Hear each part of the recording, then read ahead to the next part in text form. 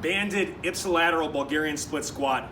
Wow, that was tough. I didn't know I could get it on one take. I'm using a single leg squat stand. You can have that back leg elevated on a box, bench, chair, couch, ottoman, whatever you have access to. And I've got my weight, dumbbell or kettlebell, doesn't matter. Ipsilateral loaded means same side hand is loaded as lead leg.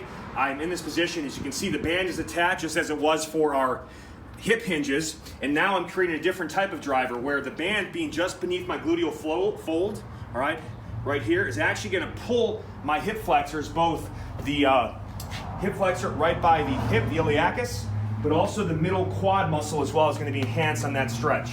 So it's going to allow me to really get into deeper positions, a better stretch. I'm going to, ideally, now if you have a history of knee pain, you can go more leg further forward, more vertical shin. That's going to get you more glute, take stress off the knee. But I like to get the leg as close as I can. The foot remains flat, but that knee goes slightly forward. I get more quad stress and I get better spinal positioning. You want to crunch yourself. Think about stacking an accordion for those joints. Locked in. Head is balancing a glass of water. I like to start in that down position. We're going 90 seconds each side with the Eccentric-Isometric Tempo. The further I come away from the anchor point, the more band tension I get. And I like, again, a thick band for comfort, but also enough resistance for me. So here, locked in. 1, 2, 3, 4. Hold for 1, 2, up. 1, 2, 3, 4. Hold for 1, 2, up.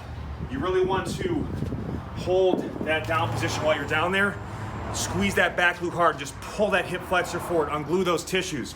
Now, the unique thing about being ipsilaterally loaded, it actually gets more inner thigh quad and lower quad work. So that's how I want that with more Bulgarian split squat, more of the quad movement. On the hip hinge you did previously, I have it contralaterally loaded because it's already more of a glute ham movement, and loading the opposite hand works more lateral hip. So beyond all that lower body action, one-sided lower body movements are the best core exercises. So if you're saying, where's the crunches, the sit-ups? First of all, this is my program. I don't do that shit. It's a waste of time. And I package my core work into my main muscle building, fat burning moves. You should too.